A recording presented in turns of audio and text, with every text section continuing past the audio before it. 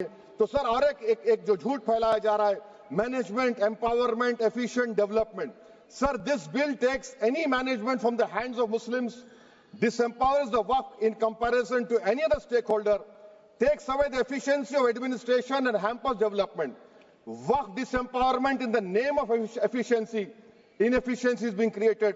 The progress of development from pre-independence till today is sought to be destroyed. Sir, अभी हमारे home minister साहब ने फजल पुकाया case का जिक्र किया. सर, मैं आपसे गुजारिश करूंगा कि होम मिनिस्टर जरा अच्छे लोगों को रखकर इंफॉर्मेशन ले. फजल पुकाया का ऑबिटर क्या है? It is obiter. वो रेशियो डिसेंडेंटाई नहीं है जो आपने कहा है. अच्छा सर, शेड्यूल ट्राइब के बारे में कहा. क्या शेड्यूल ट्राइब में मुसलमान नहीं होते? शेड्यूल कास्ट में नहीं होता मुसलमान? शेड्यूल ट्राइब में मुसलमान होता तो क्या आर्टिकल 25 मेरा चला गया, आर्टिकल 26 चला गया, आर्टिकल 14 चला गया, 15 चला गया, 29 चला गया? लक्षद्वीप का एक मुसलमान एमपी है, क्या उसको राइट नहीं है क्योंकि ट्राइबल है? क्या कह रहे हैं आप? इस ऐवान को क्यों गुमराह कर रहे हैं आप शेड्यूल ट्राइब के नाम पर? सर, और एक चीज जो आपको बता रहा हूं सर, अब आप जब आर्टिकल 26 से मेरा सोर्स है तो आप सेंट्रल वक्फ काउंसिल में 22 में से 10-11 आप नॉन मुस्लिम को बना सकते हैं. रिलीजन न्यूट्रल आपने कह दिया और आप बनाएंगे. क्यों बनाएंगे आप? स्टेट वक्फ बोर्ड में 7 नॉन मुस्लिम होंगे और 4 मुसलमान. क्यों होंगे? क्योंकि आप लॉ में 95 में डायरेक्ट मैनेजमेंट में ले सकते 5 साल के लिए. आप वक्फ यूजर को आप कलेक्ट डिस्ट्रिक्ट ऑफिसर बोलेगा ये वक्फ की प्रॉपर्टी नहीं है तो वो वक्फ बोर्ड खामोश बैठ जाएगा, कुछ एक्शन ही नहीं लेगा क्योंकि वो आपके प्यादे हैं. अच्छा, जब आप नॉमिनेट करेंगे सर मैं मोदी गवर्नमेंट के खिलाफ नो कॉन्फिडेंस ला सकता हूं, मगर वक्फ बोर्ड का चेयरमैन जो नॉमिनेट होगा उसके खिलाफ नो कॉन्फिडेंस नहीं ला सकते. हम बिल्कुल नहीं ला सकते. क्या मजाक है बताइए आप? ये डेमोक्रेसी है. नॉमिनेट भी स्टेट गवर्नमेंट करेगी. वो अगर डिक्टेटर बन जाएगा जैसा आज भारत में हो रहा है तो वो भी नहीं हटेगा. कम से कम यहां पर तो इलेक्शन है, वहां पर तो आप 5 साल झेलते रहो उसको. अच्छा सर, अब ये जो क्लॉज 11 और क्लॉज 9 आप 16AA से देखिए, where the qualification of the members of the board has been limited only to 3 categories contained in 14(1)(c.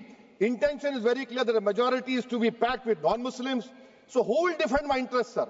If I cannot depend on the state waqf board, central waqf council, which are going to comprise non-Muslims, this in itself is a clear violation of Article 26, 14 and 15, sir. अच्छा sir, CO पहले 95 act में था कि word मुस्लिम, आपने गायब कर दिया उसको.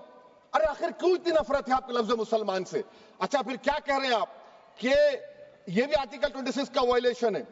सब जितने हिंदू धर्म के प्रॉपर्टीज हैं, सिख धर्म के हैं, बौद्ध के हैं और आपके जैन के, वहां पर उन्हीं के मजहब का ऑफिसर होगा. और कहां पर नहीं होगा? वक्फ बोर्ड में. Waqf board is a pure religious institution. इसको समझने की जरूरत है. तो आप ये कर दे रहे हैं सर. अच्छा सर, आप देखिए, अब आप आ जाइए ये ट्राइब्यूनल पर. मुझे समझ में नहीं आया सर कि हमारे होम मिनिस्टर वजीर दाखिला ने क्या कह दिया कि 2013 का जो कानून है वो नहीं बनता तो हम नहीं लेके आते. मैं बड़े अदब के साथ उनसे पूछना चाह रहा हूं कि क्या उस वक्त राजनाथ सिंह साहब, अडवाणी साहब, हमारी लेट सुषमा स्वराज, ये बड़े बड़े नेता यहां बैठे थे? आपने यूनानिमस उस कानून को पास करवा दिया. कीर्ति आजाद थे उस वक्त, अब यहां बैठे हैं वो टीएमसी में. तो क्या आप गलत थे या वो गलत थे? हमको बता दीजिए. आप बता दीजिए, क्योंकि अगर अडवाणी आपके लिए बहुत बड़ा नेता है, मेरे लिए नहीं हो सकते. आपके लिए आपने पद्मश्री दिया उनको. मोहतरमा सुषमा स्वराज की जबरदस्त तकारीर का मैं कायल हूं. वो बैठकर उस 2013 को यूनानिमस पास कर दिए. मुझे कंफ्यूजन है कि क्या अमित शाह, नरेंद्र मोदी बड़े हैं या अडवाणी बड़े हैं? आपके लिए आप तय कर लीजिए. अच्छा सर, आपके tribunal sir, railway Clements tribunal, NGT tribunal, income tax, वैसे 14-15 ट्राइब्यूनल, हिंदू एंडोमेंट का ट्राइब्यूनल, सबका अपील नहीं होती, रिव्यू होता है. गृह मंत्री सरकार कह रही है कि नहीं, रोक दिए, रोक लगा. कैसे रोक लगाते हैं? रिव्यू और अपील में तो फर्क होता है ना सर. आप ही कह रहे हैं कि पूरे कोर्ट्स में बैकलॉग है और आप अपील कर रहे हैं. अच्छा सर, रिटायर्ड डिस्ट्रिक्ट जज 95 में सिटिंग डिस्ट्रिक्ट जज था, जो एडमिनिस्ट्रेटिव कंट्रोल था सीजीआई साहब, उसको निकाल दिए. अच्छा सर, अब आप अभी हमारे मंत्री साहब ने कहा trust. Sir Shri Sai Baba trust 2004, वो ये कहता है जो ऑफिसर उसमें काम करता है उसको साई बाबा का डिवोटी होने चाहिए और उसको डिक्लेरेशन लिख के देना पड़ेगा। यहां पर हो रहा तो यहां पर क्यों नहीं हो रहा? अच्छा सर, आप फिर देख लीजिए, ये आपका हो गया सर। हाँ, अब अमित शाह साहब ने सेक्शन 2A के बारे में कहा और उन्हें इस बात का इकरार कर लिया कि दाऊदी बोहरा के लिए यह बनाया गया है। मगर मैं आपके जरिए से गवर्नमेंट से पूछना चाह रहा हूं, आपने तो उस प्रोवाइजो में दाऊदी बोहरा का नाम ही नहीं लिखा, आपने उनको भी थैंक यू कर दिया, उनका नाम क्यों नहीं लिखा आपने? और सर, और गवर्नमेंट क्या कर रही है? आप मुस्लिम समाज में जो बेकार किस्म के लोग हैं उनको एक रास्ता बना रहे हैं, एग्जिट दिखा रहे हैं कि तुम्हें वक्त से बचना है तो तुम्हें ट्रस्ट बना लो। ये क्या कर रहे हैं सर आप? कम से कम उन दाऊदी बोहरा को आप दे देते। अच्छा sir, clause 3V section 36 clause 18 देख लीजिए। Oral Waqf, oral appointment has sought to be discontinued even though it is recognized practice in Islam. Muslim personal laws recognize oral waqf and 1937 Shariat Application Act. Sir आप clause 39 पर आ जाइए। 5 साल के लिए मुसलमान, मैं किरण रिजिजू से पूछना चाहता हूं, सर दाढ़ी रखे तो मुसलमान प्रैक्टिसिंग है या क्लीन शेव आपकी तरह है? तो बताइए हमको, प्रैक्टिसिंग क्या होगा? अच्छा, किसी को पकड़ के मॉब लिंच कर दिया और बोले कि JSR का नारा लगाया, और वो JSR का नारा लगाया तो क्या मुसलमान रहेगा? नहीं रहेगा। या फिर देश के प्रधानमंत्री ने कहा था कपड़े देखकर पहचानो, तो क्या कपड़े देखकर आप कह देंगे? अच्छा, अगर कोई क्रिश्चियन हिंदू धर्म कबूल करता है तो क्या वो मंदिर को दे सकता प्रॉपर्टी? फिर भारत के संविधान में आर्टिकल 300 क्यों है सर? राइट टू इक्वालिटी क्यों है? फ्रीडम ऑफ रिलीजन क्यों है? 5 साल कहां से लाएंगे? अच्छा सर, और एक चीज सर, और एक चीज मैं आपको बोल के खत्म कर दूंगा सर। इस बिल में वक्फ औलाद का सर, इसमें आप देखिए clause 432, the creation of waqf al-awlad shall not result in denial of inherent rights to heirs, including women heirs or the waqif or any other right of person. Sir, ये article 25 का violation है, शरीयत application act 37 का violation, article 300A का violation है। अच्छा, हिंदू धर्म में सेल्फ एक्वायर्ड प्रॉपर्टी को एक हिंदू, अब उसके फर्ज के 2 बच्चे हैं, वो एक को अपनी पूरी दौलत दे सकता है, कोई रोक टोक नहीं है। वो कहेगा नहीं मैं घर के बच्चों को नहीं दूंगा, मोहल्ले के गरीब को दे दूंगा, वो भी कोई रोक टोक नहीं है। वहां पर आपको बच्चों की फिक्र नहीं है।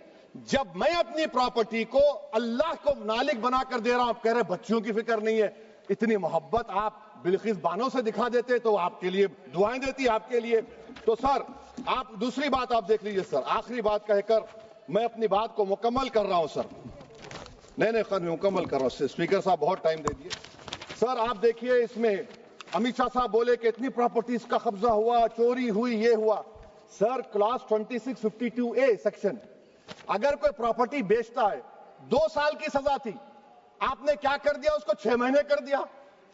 नॉन अवेलेबल था, आपने अवेलेबल कर दिया। सेक्शन 40 की बात करते हैं। सेक्शन 40 में सर हमको जो ज्वाइंट वर्किंग कमेटी का जो नोट्स दिए, उसमें मिनिस्ट्री ऑफ माइनॉरिटी अफेयर्स ने कहा कि 30 साल में 515 केसेस सेक्शन 40 के, और सिर्फ 8 लोग कोर्ट को गए।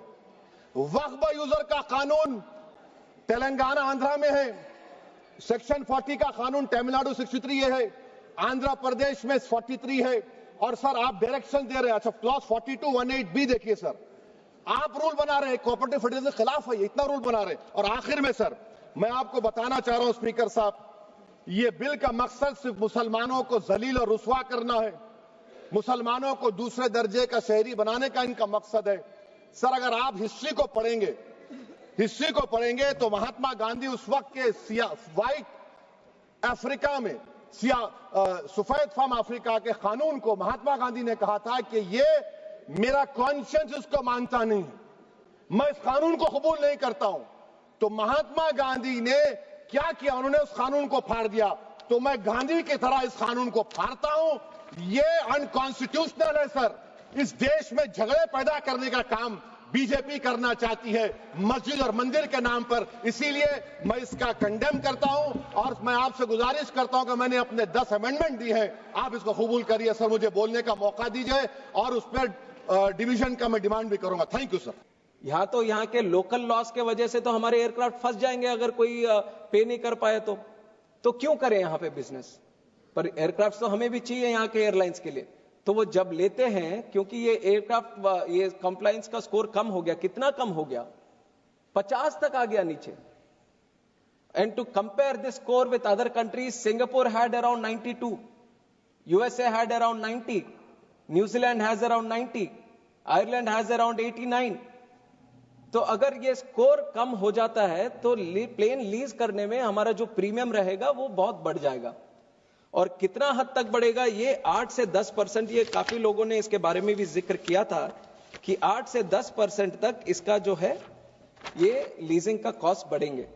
और उस समय हमने एयर इंडिया, आकाशा, इंडिगो, यही है हमारे यहाँ पे बहुत बड़े बड़े एयरलाइन, तो उनसे भी हमने पूछा क्या दिक्कत हो रही है लीजिंग इंडस्ट्री में। तो एयर इंडिया ने बोला, upon the enactment of legislation, the improvement in India's compliance score in AWG's outlook, making Indian airlines eligible for CTC discount will significantly reduce leasing cost by approximately 8 to 10%. Air India कह रहा अगर ये अधिनियम आ जाएगा तो हमें जो lease लेने में हमारा जो स्कोर बढ़ेगा तो 8 से 10% कम हो जाएंगे। इंडिगो की यही है कि हो सकता है कि 15% तक कम हो जाए। आकाशा बोलता अगर ये नहीं है तो $15,000 पर महीने हमारे लीज के रेट बढ़ जाएंगे, और ये डॉलर के हैं, $15,000 के रेट, और एडिशनल 15 करोड़ US$ पर एयरक्राफ्ट उसका भी आगे देने की नौबत आएगी। तो ऐसा है कि अगर लीजिंग का स्कोर कम हो गया तो इस तरह के हालात पैदा हो जाएंगे जहां पे आपको लीजिंग करने में बहुत सारी दिक्कत होंगी। और इंडिया का ऐसा मार्केट है, अभी ज्यादातर डिस्कशन भी चल रहा था, कुछ तो सीमित थे बिल के संबंध में, और बाकी सब तो ज्यादा दो चीजें पे थे। एक तो है कि जहां पे एयरपोर्ट है वहां पे कनेक्टिविटी चाहिए, जितना अच्छा कनेक्टिविटी उतना अच्छा वहां एयरपोर्ट से कनेक्टिविटी चाहिए, और दूसरा है कि एयरफेयर्स बढ़ते जा रहे। तो इन दोनों का सबसे मूल समस्या यह है कि जितना डिमांड आज भारत में है उतने प्लेन्स नहीं है। तभी तो हमारे एयर इंडिया हो, इंडिगो हो, आकाशा हो या कोई और एयरलाइन हो, अभी 1700 प्लेन अभी ऑर्डर में है और बाकी है अभी आने के लिए। अभी इस तरह का डिमांड नहीं है तो क्यों ऑर्डर करेंगे ये लोग सारे इतने सारे plane? Because India has that kind of demand, they have ordered up to 1700 planes today, and the rate of which the planes are coming into the country are up to 5 to 10 only, क्योंकि Covid के बाद उसके supply chain के उसके issues हैं, तो plane बन के आने में बहुत समय लगता है। तो 1700 प्लेन्स अगर हम बोलें कि 5 से 10 हर महीने में आ रहे तो ये 1700 कब तक आए? पर एयरलाइंस के मन में है कि इतना बड़ा डिमांड है, हमें इतने सारे प्लेन्स चाहिए। अब तुरंत अगर प्लेन्स हमें लाने पड़ेंगे तो लीजिंग ही एक मौका है कि लीजिंग का ही किसी के पास है तो तुरंत लेके आए। और लीजिंग का प्रीमियम आप इतना बढ़ा दोगे क्योंकि यहां पे संविधान उसके हिसाब से नहीं है, उसके लॉस इतने यहां पे प्रोटेक्टिव नहीं है, तो उसके लीजिंग कॉस्ट बढ़ जाएंगे। कोई देने के लिए भी तैयार नहीं रहेगा, तो प्लेन्स उतने जितने चाहिए उतने आएंगे नहीं, और जो आएगा वो भी बड़े दाम पे आएगा। तो एयरलाइंस का तो जैसे आपको पता है वो तो बिजनेस का वो है, तो जैसे उसका वो लीजिंग कॉस्ट बढ़ेगा उसका वो तैरते तैरते तैरते वो पैसेंजर पे ही पड़ेगा। अब फिर एयरफेयर्स का वही डिस्कशन चलता रहेगा। तो क्योंकि हमें एयरफेयर्स भी रीजनेबल रखने हैं और एयरक्राफ्ट के फ्लीट भी हमारे देश के अंदर बढ़ाना है, तो उसके सेंस में ये बिल हम लेके आए। और मैं सोचता हूं कि आप थोड़ा स्टोरी इसका समझ गए होंगे। तो इसका मेन कारण हमें ये बिल लेके आने के लिए इतना है कि हमें AWG ग्रुप में जो स्कोर है उसको हमें बढ़ाना था। 50 से अभी काफी 61 तक आया, पर अभी जैसे ही आप सब लोग विपक्ष भी काफी साथ दे रहे हैं तो आप भी साथ देके इसको पारित कीजिए, तो पूरे विश्व में बहुत अच्छे से स्कोर हम भारत बना पाएंगे और हम भी ज्यादा से ज्यादा प्लेन तुरंत लेके आ पाएंगे। इसके बहुत सारे अच्छे वो हैं, जैसे कॉस्ट एफिशिएंसी मैंने बोला है, कम कॉस्ट में आप ज्यादा प्लेन लेके आ सकते हैं, तो बर्डन जो एयरलाइंस पे रहेगा वो कम होगा। और फ्लीट एक्सपेंशन जो है तुरंत कर सकते हो। इतना मैन्युफैक्चर करके जल्दी लाने में बहुत दिक्कत होगी, पर लीजिंग करते रहो तो जल्दी जल्दी आपके फ्लीट को आप और एक्सपैंड कर सकते हो।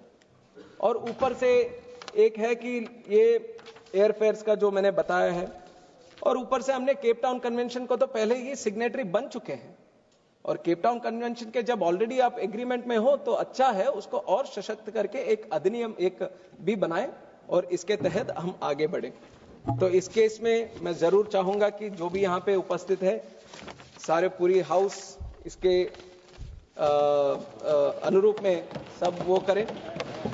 तो जैसे कि ये पूरा बिल का विषय था, तो बिल जरूर हमें सबको पारित करना चाहिए, इंडस्ट्री को सपोर्ट करना चाहिए, जो कि पूरा इसका बेनिफिट अल्टीमेटली हमारे आम नागरिक को, पैसेंजर को भी मिलने वाला है।